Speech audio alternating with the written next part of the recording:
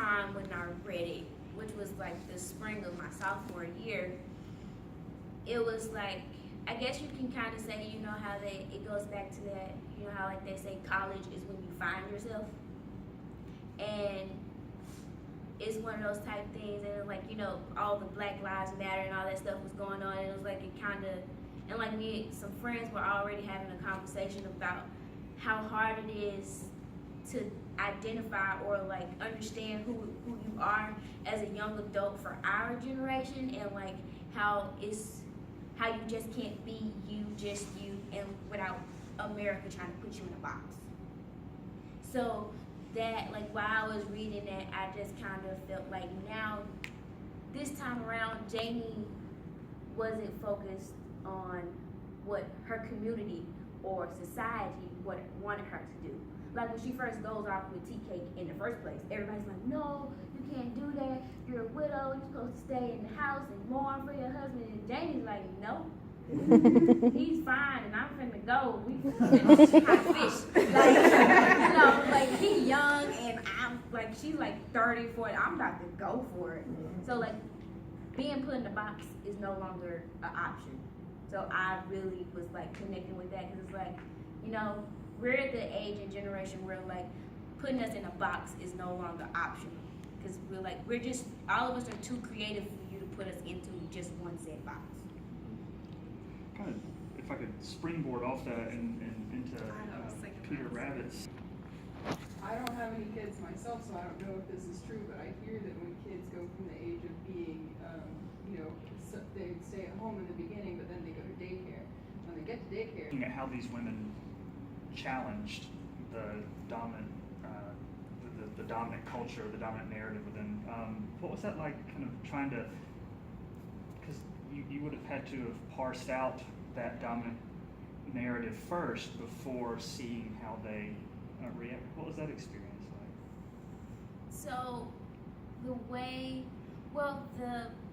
doing Janie's culture was easier than it could have been, because I myself am African American, or it could be just because I've already read it. So hers was a little easier, but the Women of Sandra Murray, that one was a little tricky, because like I said, like we don't really cover Arabic texts in a lot of literature.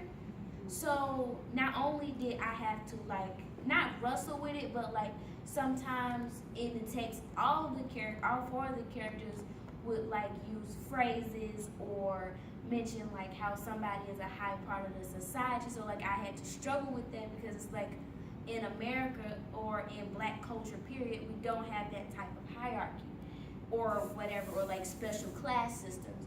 So with Arabic one, I had to like, so what my professor did before we started working on it, she gave us like key facts, like Bedouin. I was like, we were all like, what exactly, like we had heard the word before, seen the word before, and especially seeing the word attached to negative connotations. Never had we actually seen it in its purest form, with it just attached to the ethnic group in itself. So I think with her giving us a little background in terms, and like, so like when we said, well, what does she mean by, why does she have to do certain things? Like, why does she have to have dinner and all some type of stuff ready? Or why was it that she couldn't just get a divorce? It's like, you know, we're thinking from an American mindset. We're like, well, if I want to be done with you, I'm just gonna be done with you. But it's like, you know, and so like we see how Tamir, and it's like in particular really how like she's like goes through like trying to divorce her husband for like over 10 years. And it's like, part of it is because first he doesn't want to divorce her, and then the other part is just because he's like, well, you're not conforming to our society ways, so I don't love you, but you can't do that. So it was like a real struggle, because like, and like it was a class majority of women, and so we were all like, if you don't love me and I don't love you, why are we still together? You know, we can. I mean, and they didn't have any children. Well, they had a child, but he was an adult, and it's like, I don't see why we're still together. like you're not benefiting me because I don't have a job, but you don't have any money either, so I still don't see why we're together. So you know, that type of thing.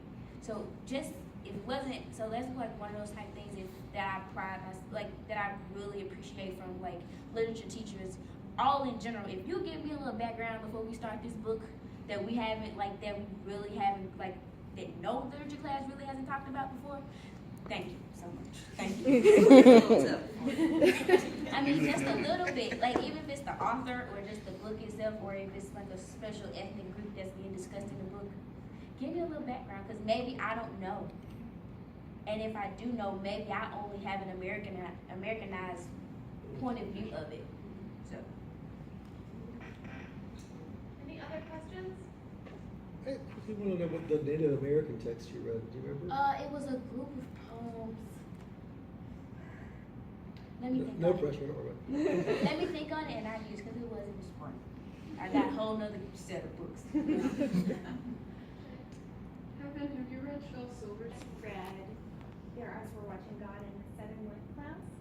And one of the things that I noticed is Jamie's first husband actually has 60 acres and mules, and I noticed it to be more than what the American dream was supposed to be.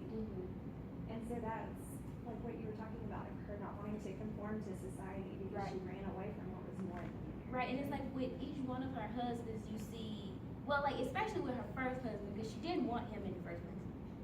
Her grandmother, her grandmother forces her to marry him because he has money, or like he's well off, so you'll be taken care of.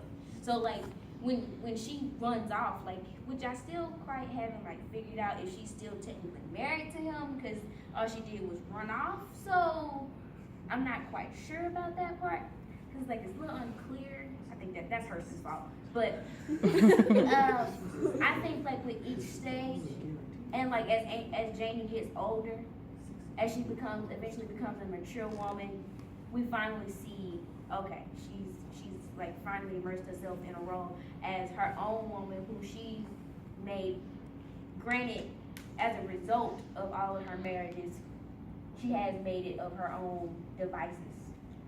So, I mean, out of each one of her marriages, you see there's there's something.